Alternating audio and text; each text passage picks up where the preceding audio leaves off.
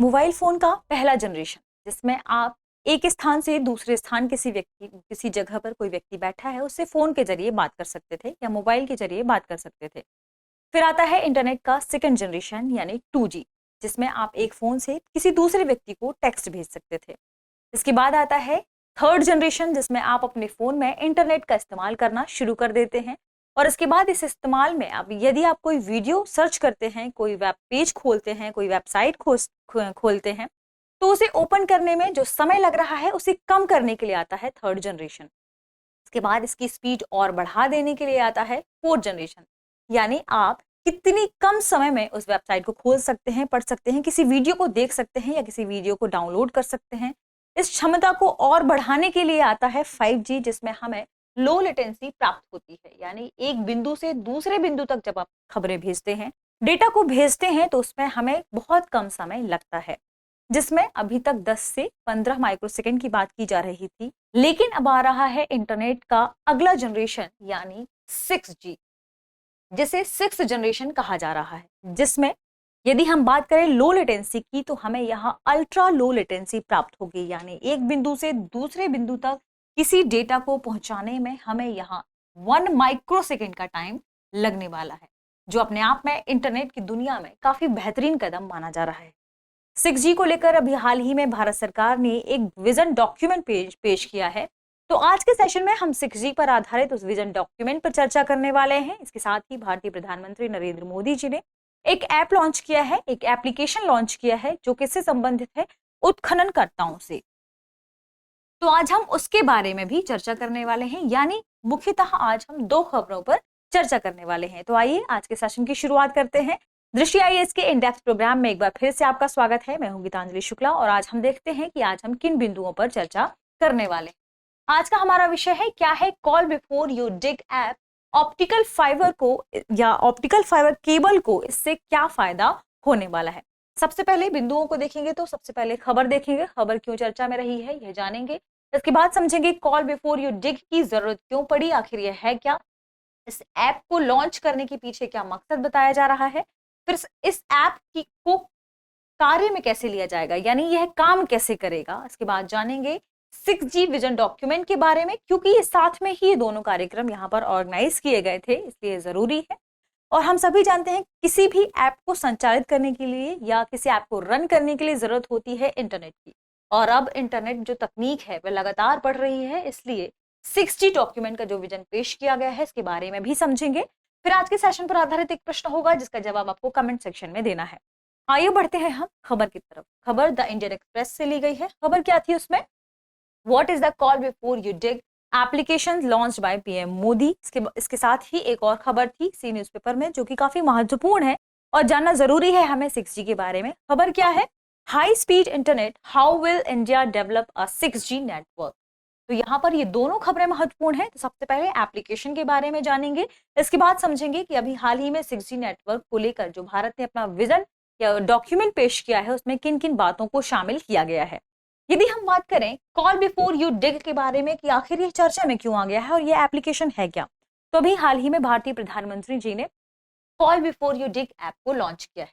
इस ऐप को लॉन्च करने के पीछे क्या उद्देश्य बताया जा रहा है, कहा जा रहा है कि इससे खुदाई उत्खनन के कारण जो हमारी उपयोगिताएं हैं, यानी हमारी जो यूटिलिटीज हैं, चाहे वो अंडर सरफेस हो यानी जो केबल बिछी हुई हो या गैस पाइपलाइन हो या वाटर की सप्लाई वाली पाइपलाइन है, उन्हें नुकसान पहुंचता है इस उत्खनन से। तो इनके नुकसान को रोकने के लिए यहाँ पर इस ऐप को लॉन्च किया जा रहा है, यानी खुदाई एजेंसियों और भूमिगत उपयोगिता मालिकों जिन्होंने इन यूटिलिटीज को यहाँ बिछाया है उनके बीच में संपर्क स्थापित करने के लिए, समन्वय की सुविधा के लिए इस ऐप को लॉन्च किया जा रहा है। और इसके साथ ही यहाँ पर भारतीय प्रधानमंत्री जी ने वर्ष 2030 तक भारत में 6G संचार प्रौद्योगिकी के रोल आउट के लिए एक विजन डॉक्यूमेंट पेश किया है। तो इसमें कौन कौन सी मुख्य बिंदुओं को शामिल किया गया है इसके बारे में भी हम जानेंगे, क्योंकि हम सभी जानते हैं कि औपचारिक रूप से अक्टूबर 2022 में ही 5G की शुरुआत हुई है और इतनी जल्दी, यानी हम कह सकते हैं कि केवल 6 महीनों के अंतराल में ही हम 6G का विजन पेश कर रहे हैं। तो आखिर क्या भारत तैयार है 6G को लेकर, इसके बारे में भी हम समझेंगे।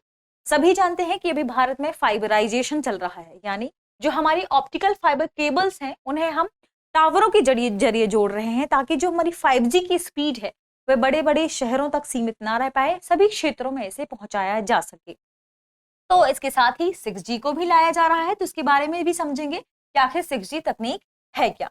यदि हम बात करें सबसे पहले इस कॉल बिफोर यू डिग के बारे में कि आखिर इसकी जरूरत हमें क्यों पड़ी, इस एप्लीकेशन की जरूरत क्यों है, तो इसकी जो सबसे ज्यादा जरूरत देखी गई है वह यही है क्योंकि हम सभी जानते हैं कि जो हमारे ऑप्टिकल फाइबर केबल है उन्हें बिछाने की लागत बहुत ज्यादा है। एक बार जब ये बिछ जाते हैं तो उत्खननकर्ताओं द्वारा जब किसी जमीन का उत्खनन होता है या कहीं खुदाई होती है तो उन्हें नुकसान पहुंचता है। इससे बचने के लिए फिर इसकी शुरुआत की जा रही है। यह संचार मंत्रालय की एक पहल है और संचार मंत्रालय के अंतर्गत एक विभाग काम करता है, दूरसंचार विभाग।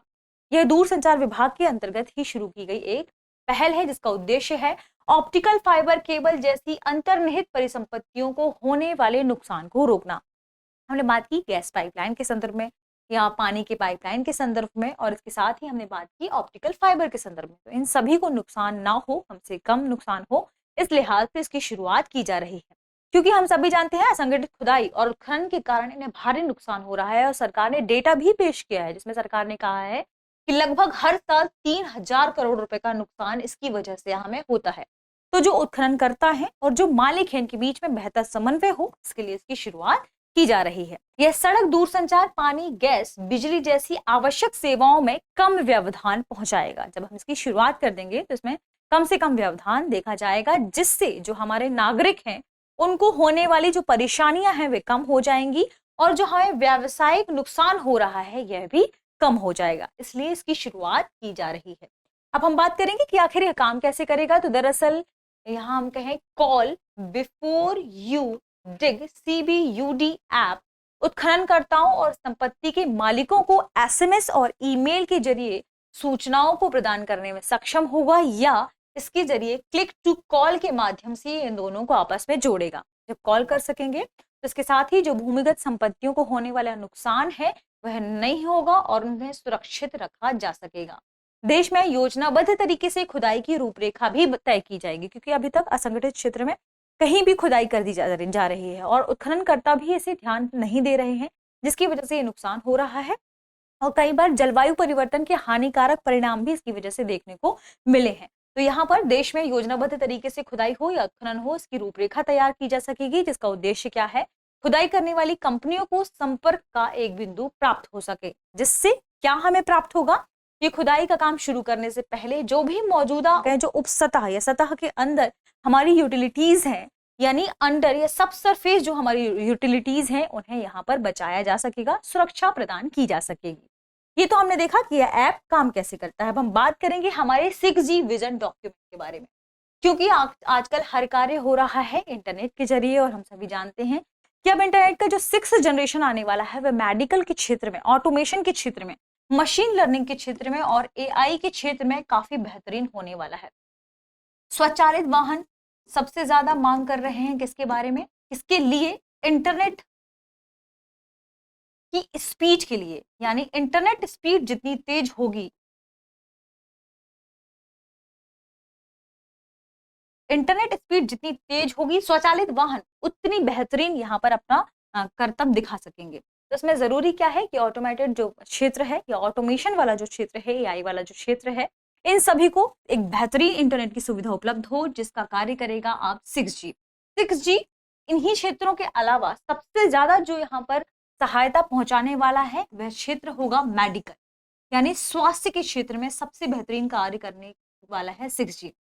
क्योंकि अभी भारत में यदि कोई सर्जन अवेलेबल नहीं है, यानी रोबोट यहाँ पर अवेलेबल है, तो आप सर्जन के जरिए रोबोट से भी सर्जरी करवा सकते हैं। कहीं दूसरे या अमेरिका में बैठे किसी सर्जन के द्वारा जो इंस्ट्रक्शन दिए जाते हैं, अभी तक 10 से 15 सेकंड लगते थे उन इंस्ट्रक्शंस को यहाँ पहुंचने में।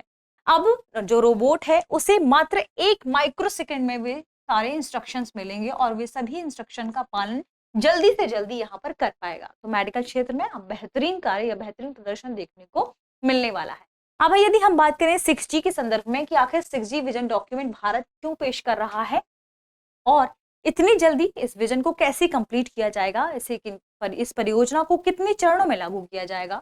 यदि हम 6G की बात करें तो हालांकि अभी यह तकनीक मौजूद नहीं है, यह एक बेहतर तकनीक जो 5G की तुलना में 100 गुना तेज इंटरनेट गति हमें प्रदान करने वाली है। यानी भविष्य की एक तकनीक है जिस पे अभी साउथ कोरिया, चाइना जैसे देश कार्य कर भी रहे हैं। सैमसंग जैसी कंपनियों ने कहा है कि वे कुछ मायनों में 6G पर काम कर रही हैं। यदि हम 6G की बात करें तो यह हमें प्रति सेकंड 10 गीगाबिट्स की इंटरनेट स्पीड प्रदान करने वाला है। इसके साथ ही 6G प्रति सेकंड 1 टेराबिट्स तक की गति प्रदान करने के साथ साथ हमें अल्ट्रा लो लेटेंसी प्रदान करेगा।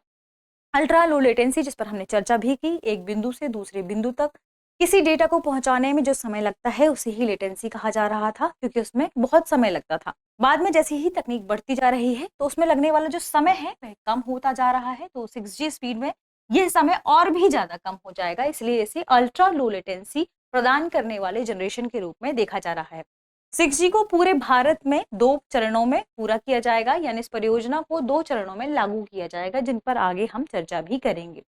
यदि हम 6G के बारे में बात करें तो सरकार ने इस परियोजना के लिए, इसकी देखरेख करने के लिए, इसके मानकीकरण के लिए, 6G उपयोग के लिए जो स्पेक्ट्रम का वितरण किया जाता है उसके लिए, उसकी पहचान के लिए और हमारे पास जो इंस्ट्रूमेंट्स हैं उनके एक इकोसिस्टम को तैयार करने के लिए, ताकि बेहतरीन तरीके से इसका उपयोग भी किया जा सके, 6G चल भी सके इंडिया में। तो इसके लिए एक बेहतरीन इकोसिस्टम के निर्माण के लिए, इससे संबंधित अनुसंधान के लिए, रिसर्च के लिए, इनके विकास के लिए, इसके वित्त के लिए एक शीर्ष परिषद की भी स्थापना, इसकी नियुक्ति की बात भारत सरकार ने कही है। यदि हम वैश्विक लेवल पर देखें तो यहाँ पर अंतर्राष्ट्रीय दूरसंचार संघ इस क्षेत्र में कार्य करता है, जो कि संयुक्त राष्ट्र की एक एजेंसी है। तो इसी की क्षेत्रीय कार्यालयों और इनोवेशन सेंटर की शुरुआत भारत में की जा रही है और इसके उद्घाटन की अभी शुरुआत की गई है। यदि आईटीयू के हम हेडक्वार्टर की बात करें तो इसका हेडक्वार्टर जिनेवा में, ठीक है, इसे याद रखिएगा।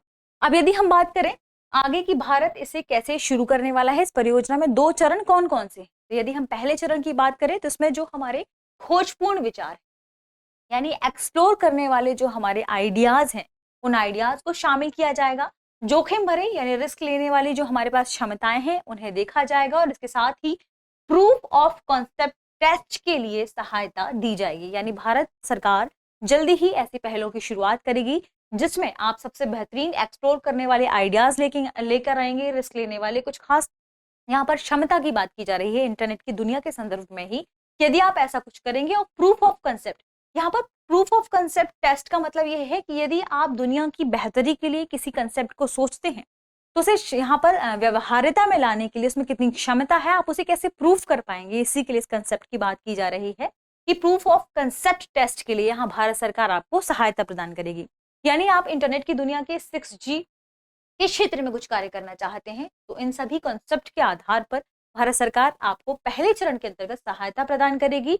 और यदि आपकी विचारधारा और अवधारणाएं ये दोनों ही ग्लोबल पीयर कम्युनिटी द्वारा स्वीकृत कर ली जाती हैं या उन्हें कॉम्पिटिट करने की क्षमता रखती हैं, तो फिर भारत सरकार उन्हें पूरा करने, विकसित करने, उपयोग और इसके लाभ पर ध्यान केंद्रित करने के लिए आपको सहायता भी मुहैया कराएगी। यानी दूसरे चरण की बात करें तो इसके अंतर्गत इसके व्यावसायीकरण पर ध्यान दिया जाएगा और व्यावसायीकरण के लिए कार्यान्वयन की ओर ध्यान दिया जाएगा। इसके टेस्ट बेड बनाने की सुविधा भारत सरकार के जरिए आपको प्रदान की जाएगी। अब यहाँ पर टेस्ट बेड की बात करें कि यह क्या है, तो विभिन्न कम्युनिटीज द्वारा, स्टार्टअप्स के द्वारा इस पर टेस्ट किया जाएगा क्या आपने जो भी आइडियाज दिए हैं वे कितने बेहतर हैं, क्या ये वर्ल्ड लेवल पर कॉम्पिटिट करने के लिए सही है या नहीं। इसके साथ ही भारत 6G विजन डॉक्यूमेंट और 6G टेस्ट बेड से देश में नवाचार, क्षमता निर्माण और तेजी से प्रौद्योगिकी को अपनाने के लिए सक्षम बनाने वाला है। ये है 6G विजन डॉक्यूमेंट के अंतर्गत कौन कौन सी चीजें शामिल हैं। आइए देखते हैं आज के सेशन पर आधारित हमारा प्रश्न क्या है, निम्नलिखित में से कौन सा से कथन सही है और है। कथन क्या है, 6G प्रति सेकंड 10 गीगाबिट्स तक की इंटरनेट स्पीड प्रदान करेगा और दूसरा 6G प्रति सेकंड 1 माइक्रोबिट्स तक की गति के साथ अल्ट्रा लो लेटेंसी प्रदान कर सकता है। कूट है केवल एक, केवल दो, एक और दो दोनों, ना तो एक और ना ही दो। ये था हमारा आज का सेशन। इसके साथ ही इंडेक्स से जुड़े किसी अन्य विषय को यदि आप जानना चाहते हैं, पढ़ना चाहते हैं, ये लास्ट टाइम आप उसका रिवीजन करना चाहते हैं, तो दृष्टि IAS ने इंडेक्स का एक टेलीग्राम चैनल शुरू किया है जिसका लिंक आप डिस्क्रिप्शन बॉक्स में देख सकते हैं। तो आप टेलीग्राम चैनल से भी जुड़ सकते हैं। पढ़ते रहिए, रिवीजन करते रहिए। शुक्रिया।